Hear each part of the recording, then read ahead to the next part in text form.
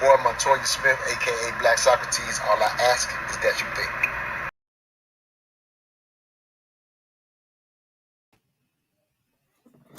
What's up, everybody? It's your boy Montoya Smith, aka Black Socrates, and welcome to the Just My 3 Cents podcast, a live, rapid fire, interactive podcast where we discuss race, sex, and culture. And to get this thing started, I'm going to do a quick share of a screen. As if you've seen the promotions, we are highlighting none other than now deceased Sydney Portier. Wanted to pay that brother a tribute. So no better way to start than a quick share of the screen. Enjoy this cut.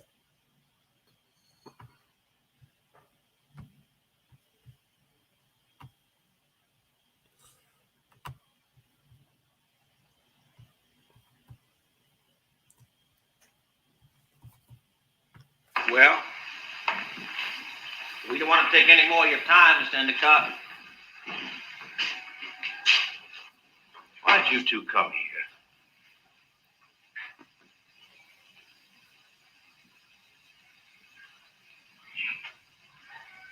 To ask you about Mr. Colbert. Let me understand this. You two came here to question me? Well, your attitudes, Mr. Endicott, your points of view are a matter of record. Some people, well, let us say the people who work for Mr. Colbert might reasonably regard you as the person least likely to mourn his passing. We were just trying to clarify some of the evidence. Was Mr. Colbert ever in this greenhouse, say last night, about midnight?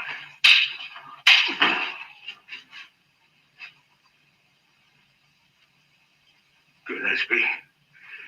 Yeah. You saw it. I saw it. But what are you going to do about it? I don't know. I'll remember that.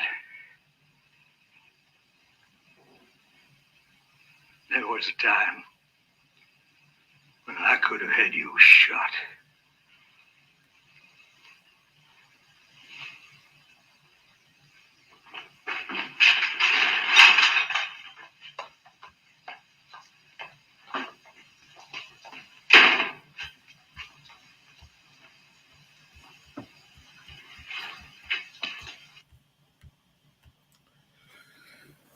Classic slap heard around the world. As you see, Oscar winning Sydney Portier. Again, just wanted to do a remembrance and get into a deeper discussion, but wanted to highlight that brother first. A couple of quotes come to mind before I get into the actual nitty-gritty of this discussion. Keep in mind, this is a live interactive podcast, so you can jump on and give your 3 cents at any time. It's called Just My 3 Cents, but ultimately, I like for you to jump on with me and give me your 3 cents. But a couple quotes that come to, well, one quote specifically that comes to mind, in a sense, in honor of losing that brother. And was the quote, whenever an elder dies, a library burns down. Whenever an elder dies, a library burns down. And that quote is Amadou Hempate Ba. I hope I'm saying that name correctly. But it's really about, in a lot of cultures, not in Western culture as much, just honoring the elders. In most cultures, elders are honored, whereas in Western culture, in our culture, in American culture, we honor children more so than we honor the elders. You see in other parts of the world where elders are taken care of typically in a much better way than maybe you'll see in Western society, because elders are held in such esteem. And if you saw one of my video promotions for this show, I just talked about and highlighted. Unfortunately, I didn't think I saw enough of Sydney Portier,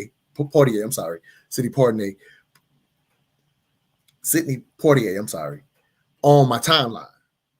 When you think of Chadwick Boseman and or just what's the You just see, unfortunately, these celebrities passing away, which we've had a lot of losses, obviously, amidst quote COVID, which just wasn't related to that, from what I understand. But I'm just saying, we've seen a lot of losses, and I didn't see enough of that, brother. And so I wanted to, in a sense, pay some remembrance. But really, what sparked me to do this dialogue, and I want to read this. If you have seen the Just About 3 Cents podcast, I usually end the show with a reading.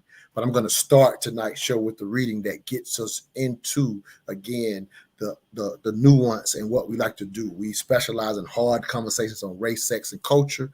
And so this is actually some comments from a friend of mine, Shelly Winters. Many of you may know him, but he made a post after his show. He's on WSB currently as we speak. And so that brother they had a show, and he said he felt like he missed something on the show, and he kind of, in a sense, wrote this rant, and I'm going to read that. So if y'all will, bear with me, listen closely, because this is going to kick off the dialogue of tonight's discussion: Sydney Portier, Remembrance, and Our Loss of Dignity. And these are the comments from Brother Shelly Winters. 1 second, let me pull them up. I always make this mistake. I cue it up, then right before the show, I do something a little different and don't have it right where I want it. So just bear with me 1 second. All right. Oh, man. Give me a second, y'all. I literally had it right where I wanted it. And let's see here. Let me make sure. No, that's not it. All right. Give me a second. I always make sure that the comments in the comment section, you can actually hit the link to join me. And so when I go make sure of that, misplace my cue up. So just give me a second to find this very vital rant that this brother made.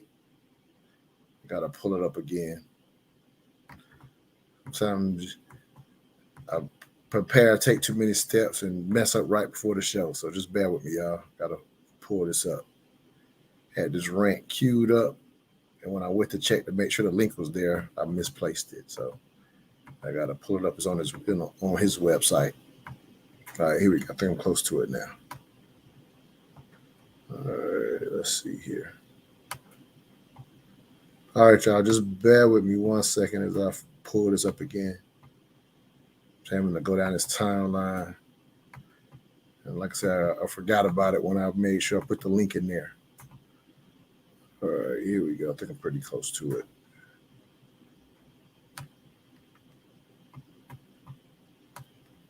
All right, let's see here.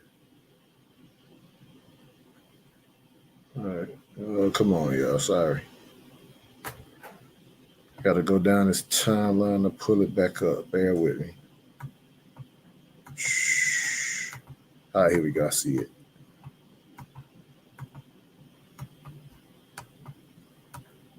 All right, here we go. Got it. Oh, that's not it. That's another one. Sorry, y'all. I apologize. Oh, man, this is terrible. I literally had this thing queued up and went past it.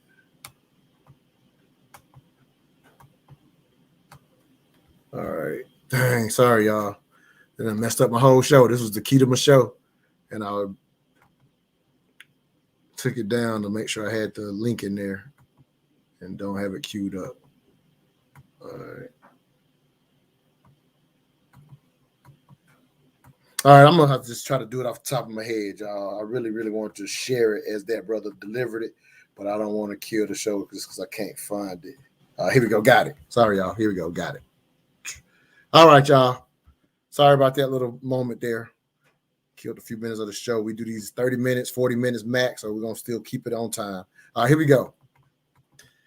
This was what Brother Shelly Winters wrote about Portier after having his own show, and he felt like he missed something. He says, as the accolades pour in, and rightfully so for Mr. Portier, I'm struck by how much our culture and our American culture has been devalued, cheapened, and bastardized by those who not long ago risked it all to move this country forward.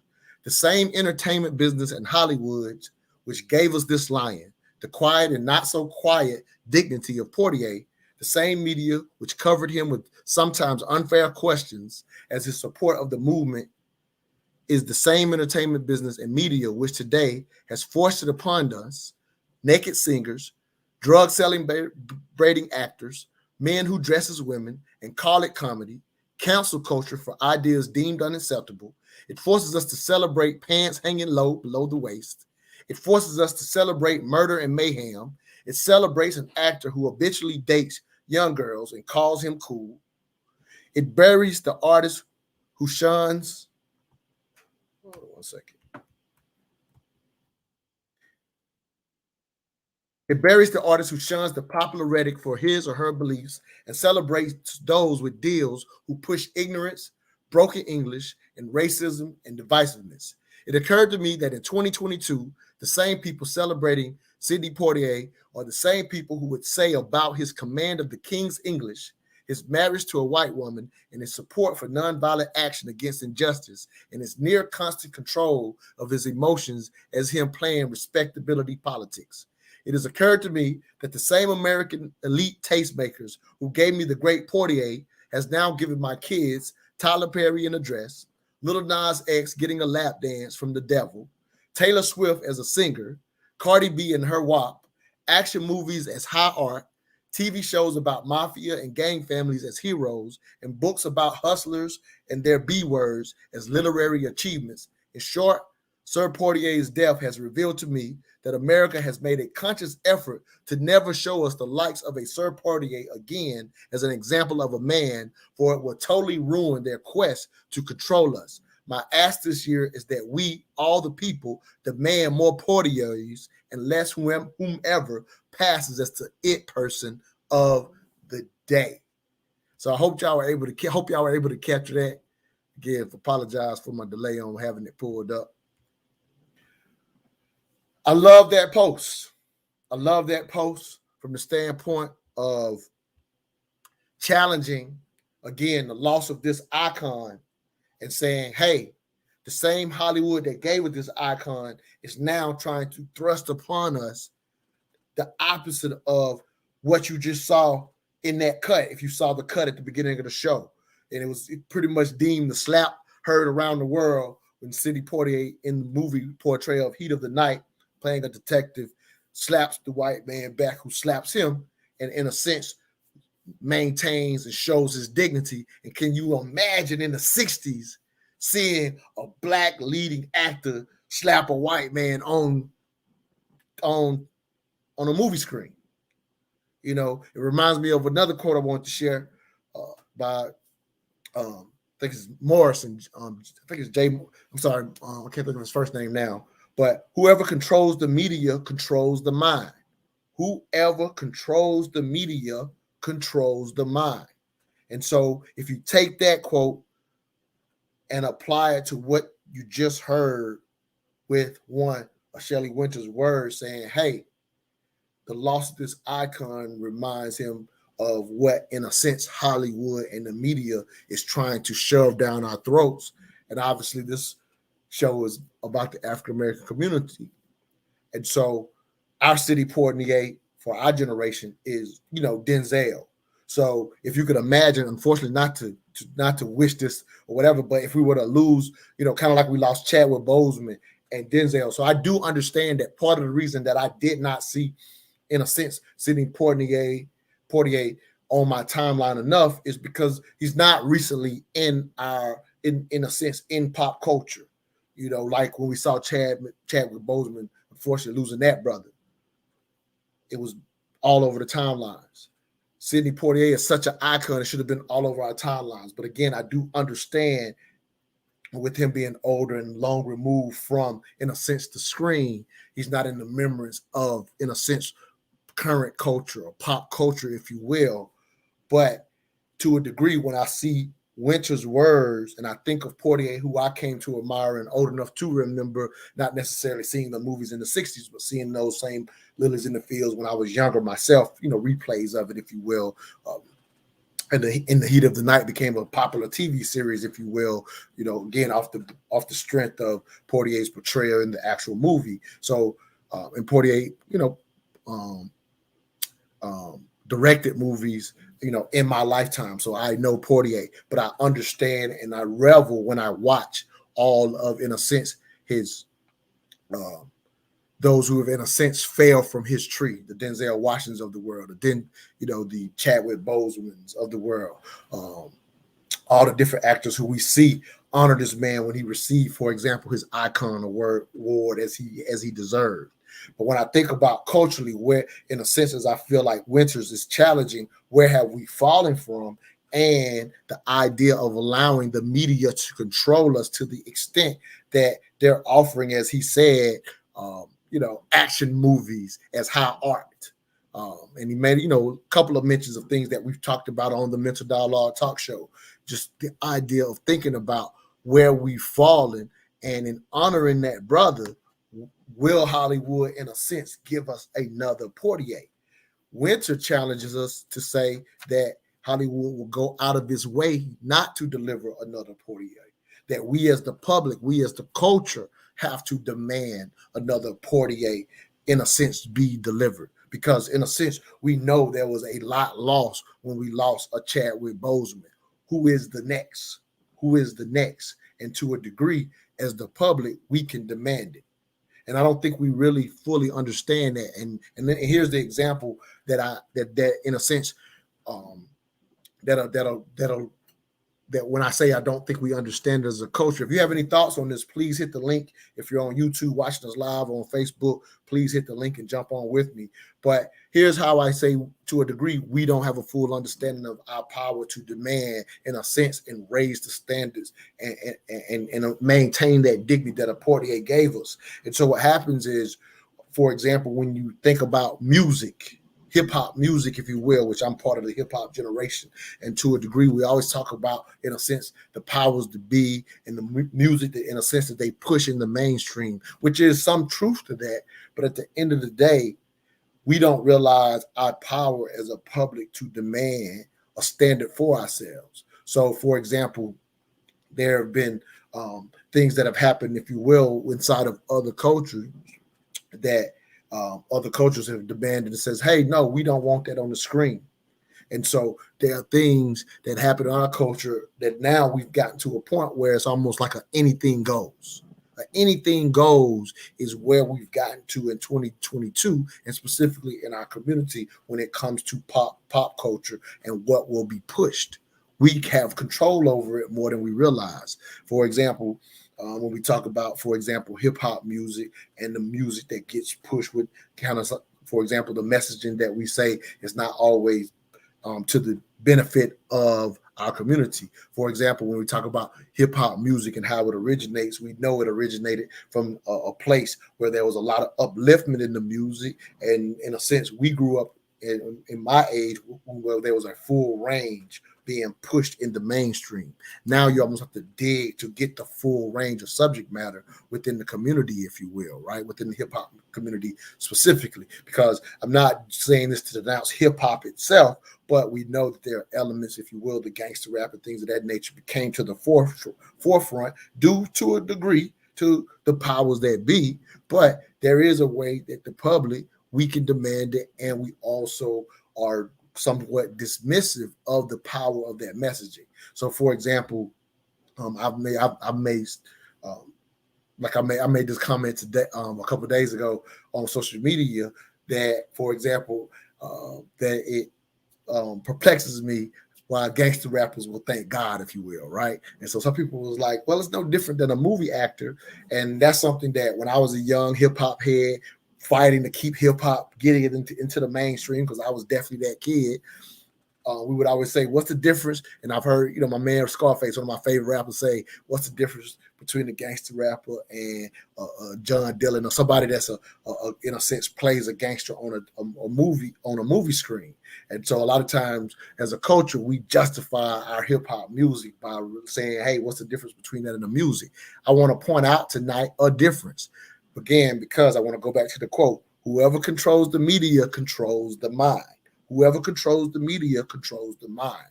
And so the difference between, in a sense, music and a movie screen is, well, I may love a movie and watch it over and over and may be influenced by that movie. There is a step to sit down and watch an hour and a half, 2-hour movie versus music can be played continuously. And we always say, if garbage goes in, garbage comes out. And so just the distinction between having to go see a movie or sit down and watch a movie or watch it in pieces is very different very different than to accept all these things that a Winters pointed out in his piece that is being pushed down our throat with who's controlling the media controls the mind, and we accepting it, saying, hey, that's okay. There's a culture saying, hey, that's okay, where there are a lot of cultures who would demand that they are seen in the media in the full light. I've talked about this on the show many a times, where the concept is that as long as we're going to be seen in the full gamut, on whether it's on TV, whether it's in a movie. What I mean by full gamut is that the worst of us and the best of us can be seen all anywhere on TV, if you will. What happens for African American culture is we have to go to platforms such as this and go to our independent media often to see the best of us. In mainstream media, typically you will only see the worst of us, right? And so due to that, having some of the Portier dignity can change how we move in those circles. So I want to share a cut from Denzel Washington, basically our generation's Portier, if you will, of how he made decisions with the advice of Portier early in his career. I'm going to share the screen again. Watch this, and you'll see how it absolutely relates to tonight's discussion. If you got your 3 cents, please hit the link and jump on and give me your thoughts as well. But I'm going to do another share screen here. And I want you to watch Denzel talk about the advice he got from Portier when he was just breaking out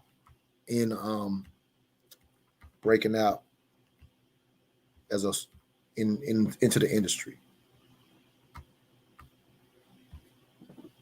You know, Sydney Portier, I was very fortunate. In fact, he came no, I talked to him before that, but I think it was when he came to Soldier's Play. He said, "You're good."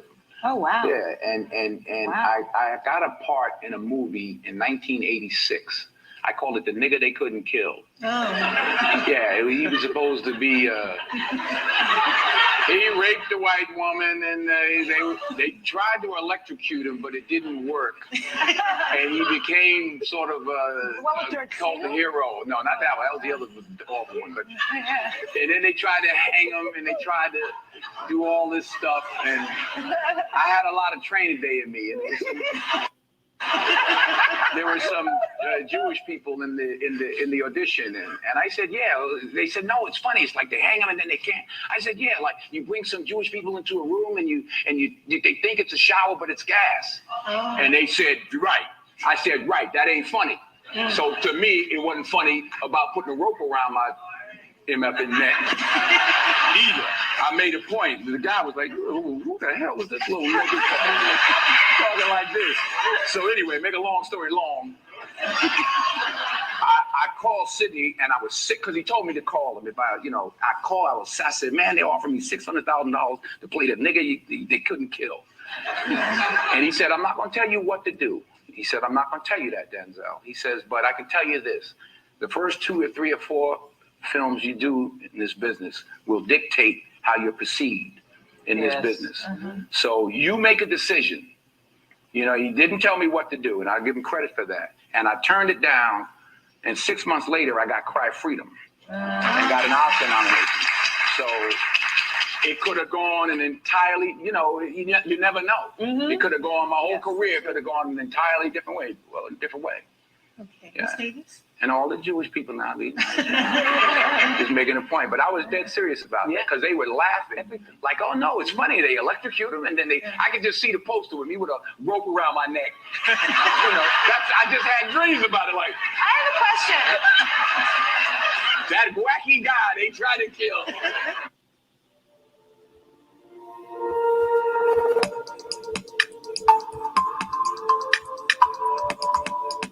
So, you see that? If you hope I'm sharing the screen perfect today, because it's not. So you see, let me get some context. Love that decision by Denzel, and we know Denzel now, right, to be, in a sense, our generation's Portier. And he was fortunate enough to have Portier say, I'm not going to tell you what to do. And he said, I'm glad he did. Brother turns down $600,000 because of a role that lacked the dignity that he didn't want to be typecast. And right now, $600,000 is hard to turn down for whatever they want us to play. We got reality TV, right? But we out here making fools of ourselves for a lot less than that. But in 1986, Denzel gives an example of talking to Portier, who guides him and says, I'm not going to tell you what to do, but keep in mind, you will be typecast, more or less. He turns down $600,000. 6 months later, Cry Freedom, the portrayal of one of my favorite activists, Steve Biko. He gets an Oscar nomination 6 months later by maintaining his dignity and thinking about what he wanted to represent and also to the culture. You can only turn down $600,000 with the values and the dignity that more likely your parents placed into you, because that's not an easy number to turn down. That's why he's talking to Portier, because he's saying, hey, man, they offered me $600,000. What do I do? Portier gives him elder guidance. Says, I'm not going to tell you what to do, but keep this in mind. Because that Portier understands $600,000 ain't no joke. You don't want to tell that man, because he probably don't, as much as he's mentoring Denzel, you probably know his whole circumstances in that business. I'm pretty, especially early in your career, it's probably money's up and down and money's probably low. So he didn't want to just say, hey, brother, turn it down, but here's the advice I'll give you. And Denzel has now become the greatest actor of our time. And his career, as he said, could have went completely different, because he now walks with the dignity of a Portier. We lost Chadwick Boseman too young. We got several actors in a sense that are this generation's Portier. Don Cheadle comes to mind, one of my favorite actors. Who's the next young one coming up? Wow. At the end of the day, when it comes to entertainment, again, I'm going to keep saying this quote, whoever controls the media controls the mind.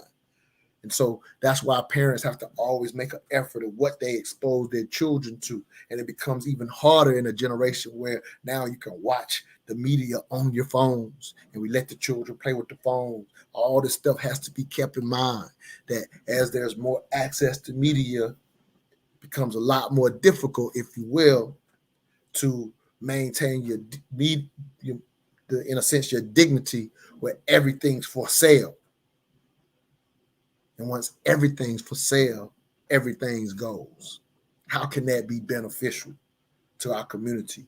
So in remembrance of a Sydney Portier, who the word you always heard synonymous with that brother was dignity. And can you imagine? And it makes sense that in a sense he would be, in a sense, get that first Oscar as a leading actor as a black man. And imagine what he had to go through and what he experienced. And so it represented a lot to see that image, because, again, whoever controls the media controls the mind. And so that's why that level of dignity, that's why Winter's words and Shelley Winter's words are important, that we consider what are we accepting as a culture. Can we demand the next Portier? So didn't see anybody jump on with me today. Hope I didn't bore you, and I hope my little delay didn't slow everything up. But I'll say this to end it. Every week, I typically end with a piece from my upcoming book, Necessary Conversations, Just My 3 Cents on Race, Sex, and Culture. It's an upcoming book coming soon, so stay on the lookout for that. But tonight, again, just to play a tribute to and honor the man Portier, I'm going to do another share screen and just pay tribute to that brother. Rest in power, Sydney Portier. Going to end with this tribute. Some of you may have seen it, but I just thought it was an appropriate way to play full remembrance to one of the greatest actors of our time, Sydney Portier.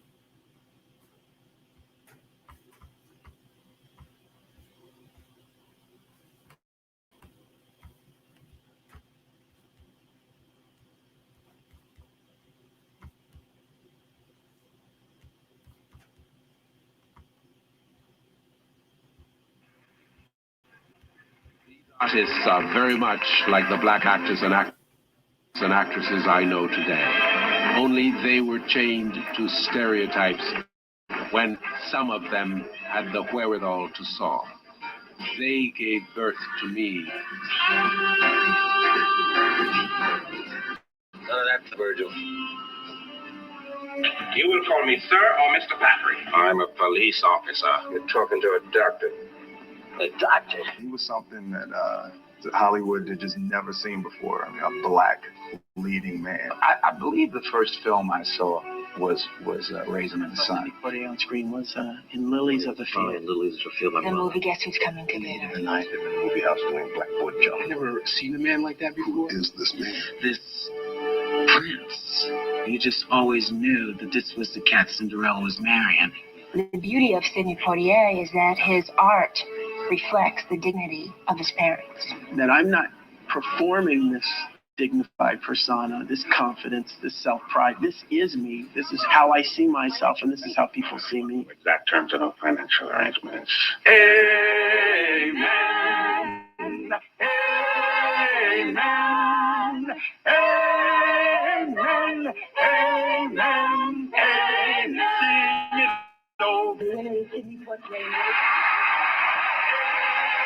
The year he actually took home Best Actor, it rose us all up as Americans.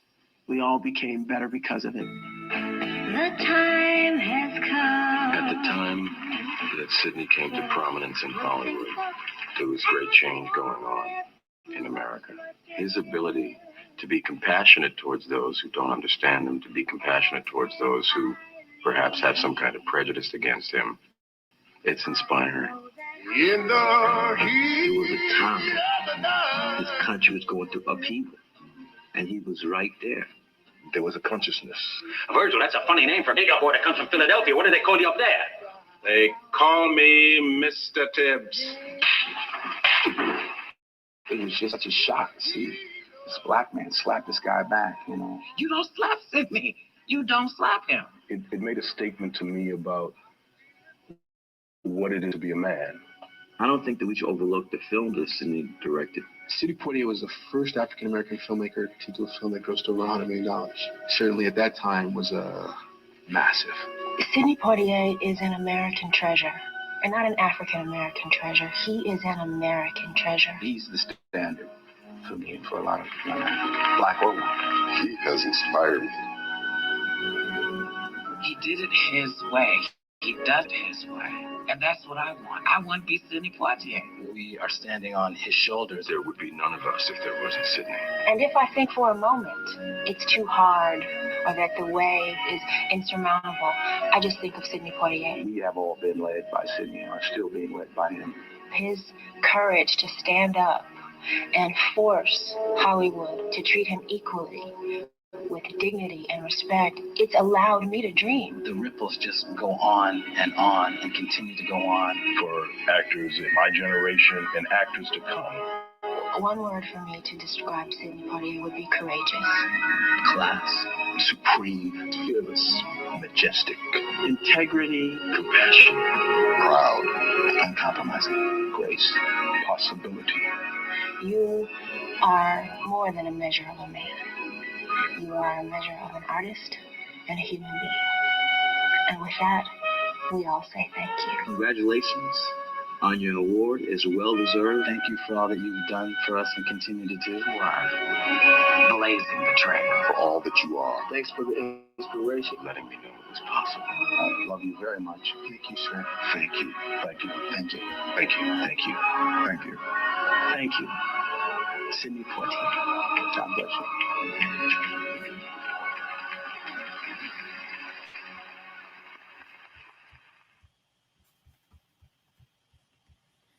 Raise the culture.